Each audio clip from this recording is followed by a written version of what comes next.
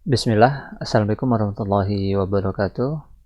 Pada kesempatan kali ini, kami akan membagikan tips dan trik agar jago dalam menggunakan Canva sebagai aplikasi desainer bagi pemula. Langsung saja untuk tips dan triknya. Seperti biasa kita siapkan dulu desain kita atau lembar kerja. Bisa kita buat di sini presentasi pendidikan, kita pilih. Ini masih blank dokumen. Kita ganti warnanya dengan cara klik yang ini. Kita pilih sesuaikan dengan kebutuhan kita ya. Di sini saya mau pakai warna kuning misalkan. Untuk tips yang pertama yaitu tombol shortcut. Di sini akan saya contohkan, misal tekan R pada keyboard itu untuk membuat kotak atau rectangle ya. Kemudian C untuk circle. Ini bisa kita duplikat. Caranya dengan tekan Alt dan geser ya. Alt dan klik. Lalu tekan huruf T di keyboard untuk teks, seperti ini.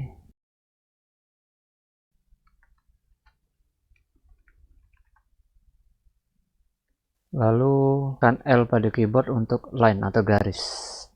Seperti biasa, sebelum lanjut pastikan untuk klik tombol subscribe dan nyalakan loncengnya ya, agar tidak ketinggalan tips dan tutorial berikutnya. Selanjutnya untuk kotak-kotak atau rectangle tadi bisa kita kasih warna.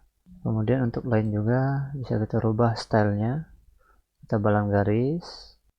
Lalu tips berikutnya yaitu text effect. Untuk teks ini kita klik bagian yang ini, elemen teks ini artinya akan kita rubah. Lalu pergi ke bagian font. Ini ada pilihan jenis font ya. Karena kita menggunakan versi Pro ya, ini bisa kita pakai logo yang simbol Pro ini.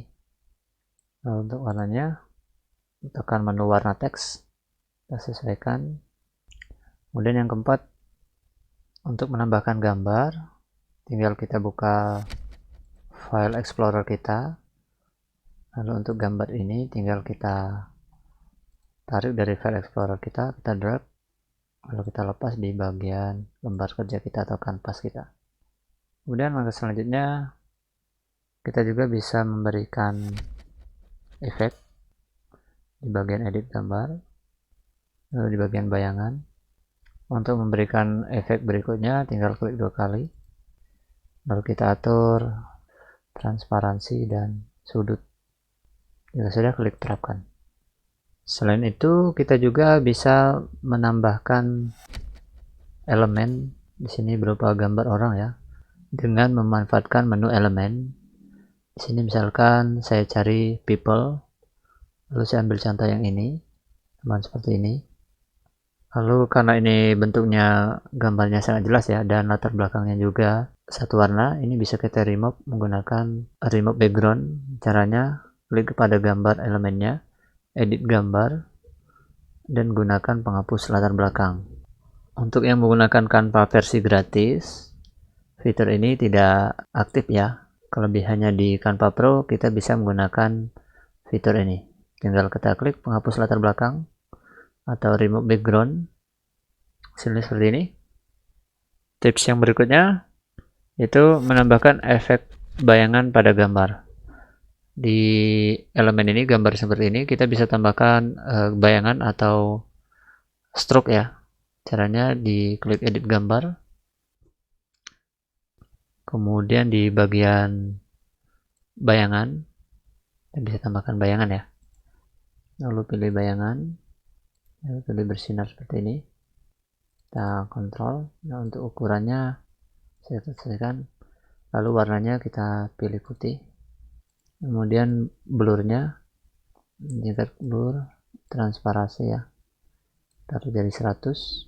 Ukurannya, jika sudah, klik terapkan. Ini untuk latar belakang putihnya. Bisa juga kita tambahkan untuk garis keduanya, kita pilih bayangan, kita klik 2 kali. Kemudian untuk warnanya kita beri warna merah misalkan, ukurannya kita perbesar. Jadi kita bisa memberikan efek bayangan pada gambar yang telah kita beri efek stroke sebelumnya. Jadi kita memberikan 2 kali efek bayangan. Kemudian tips berikutnya yaitu memindahkan teks. Untuk memindahkan teks sama ya, kita bisa memanfaatkan tombol shift dan tanda panah di keyboard ya. Tekan shift atas untuk arah ke atas, shift panah kanan, shift panah kiri. Jadi kita bisa menggerakkan, atau kita bisa juga manfaatkan kursor seperti ini. Di sana ada garis bantunya ya. Tips berikutnya, kita bisa memberi garis bantu pada lembar kerja kita. Caranya yaitu kita klik file, tampilkan penggaris, atau shift R seperti ini, atau tekan shift dan R untuk menampilkan garis bantunya. Kursornya kita taruh bagian ruler seperti ini, muncul tanda panah atas dan bawah, kita klik tahan, kita buat berhenti di angka 98 misalkan. Begitu juga yang kita tambahkan lagi untuk bagian bawah, berhenti di angka 98. Begitu juga untuk garis horizontalnya, jadi membantu kita dalam mendesain. Jadi saat gambar ini berbenturan dengan garis, maka akan ada muncul garis bantunya. Nah, untuk menghilangkan garis bantunya, tinggal klik garis mana yang akan kita hilangkan, lalu kembalikan. Tips berikutnya yaitu memilih elemen yang tersembunyi. Misalkan di sini saya duplikat, tekan Alt dan klik, Alt klik. Di sini saya tumpuk, saya pilih. Di sini ada 3 elemen atau 3 gambar yang bertumpuk ya. Untuk memilih salah satunya tinggal tekan Ctrl, tekan Ctrl lagi, maka akan terpilih yang. Atau untuk memilih salah satu elemennya, tinggal kita klik Ctrl. Untuk memilih elemen paling atas, kita klik Ctrl sekali lagi. Untuk memilih elemen yang di tengah warna hitam, kita tinggal klik Ctrl dan klik. Nah, maka akan terpilih elemen yang di bawahnya. Misalkan ini bertumpuk seperti ini. Untuk memilih elemennya, kita tinggal klik Ctrl, klik sekali, lalu klik Ctrl lagi, klik sekali, pindahkan elemen berikutnya, kedua.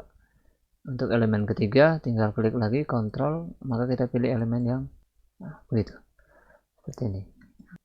Tips selanjutnya yaitu kita bisa menggerakkan 2 elemen lebih.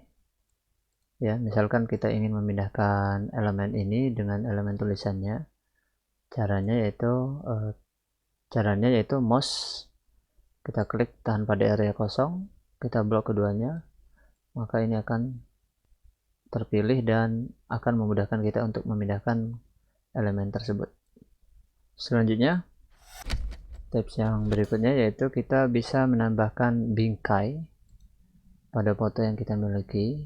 Caranya kita klik elemen gambar yang kita punya, lalu kita pilih Smart Mockups. Kita bisa pilih efek bingkai. Di sini kita bisa tambahkan bingkai ya, atau kita bisa kasih efek laptop, tambahkan ponsel.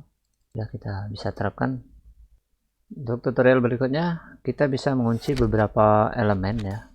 Jadi misalkan di sini saya pengen membuat kotak, lalu saya tambahkan teks, saya pindahkan ke sini bagian tengah. Warnanya saya rubah menjadi warna putih, kemudian fontnya, agar elemen bingkai ini tidak terganggu terhadap latar belakang kanvasnya, latar belakang kanvas, ini bisa kita kunci. Caranya kursor ini kita klik di area kosong, kita blok seperti ini, lalu kita klik bagian ini, kunci, maka dia tidak akan bisa berubah. Nah, saat kita geser-geser tidak akan berubah karena dia ada logo kunci. Elemen ini tidak dapat diedit. Jika ingin mengeditnya, tinggal kita buka elemen kunci. Begitu juga untuk tulisan ini, agar tidak dapat dirubah-rubah, saya gunakan kunci seperti ini, maka dia tidak akan dapat diedit. Tips berikutnya, saya bisa membagikan desain ini dalam bentuk template ya. Caranya di bagian bagikan atau share, saya pilih menu lainnya, di bagian ini ya, ini lebih lengkap. Saya akan share dalam bentuk template. Kalau dibagikan, saya akan bagikan ke proyek saya bisa ya, atau saya juga bisa share ini ke desain. Nah, tinggal kita salin. Jika sudah, saat kita bagikan, jadi di menu bagian ini banyak pilihan ya, tautan hanya lihat atau tautan sebagai template. tinggal kita salin. Jika tautan sebagai template, maka desain yang telah kita buat tadi akan menjadi sebagai template. Nah, tinggal kita bagikan ke rekan-rekan kita, lalu rekan-rekan kita akan membuat template tersebut. Selain itu, di versi Pro, di Canva Pro ini, kita juga bisa membuat brand kit atau kit merek. Jadi di sini adalah sebagai personal branding kita. Di sini saya sudah upload logo ya, logo Abu Syakib. Kemudian warnanya misalkan, kemudian palet warnanya saya tambahkan warna ini. Silahkan kita pilih yang fontnya. Jadi untuk versi gratis ini tidak aktif ya, fitur ini hanya untuk versi Pro. Terus saya tambahkan lagi logo yang lain, misalkan dengan warna yang hitam. Ini saya hapus saja. Berikutnya, tutorial berikutnya, kita juga bisa memberikan logo perusahaan ya, logo perusahaan atau logo media sosial dengan memanfaatkan menu elemen. Caranya kita tinggal cari saja logo yang akan kita cari, misalkan seperti ini, Facebook. Di sini ada banyak contohnya, atau YouTube. Jadi kita nggak perlu download PNG lagi ya di website yang lain. Nah, di Canva ini sudah sangat mendukung untuk fitur-fitur icon. Misal saya akan menggunakan, untuk yang lainnya juga bisa kita cari, misalkan logo, kita drag. Yang selanjutnya yaitu kita bisa memberikan link pada desain kita ya, atau misal desain yang telah saya buat seperti ini, misalkan ucapan selamat untuk menuju ke arah alamat yang kita miliki. Misalkan di sini saya perbesar. Untuk perbesar tekan Ctrl dan scroll ke atas ya.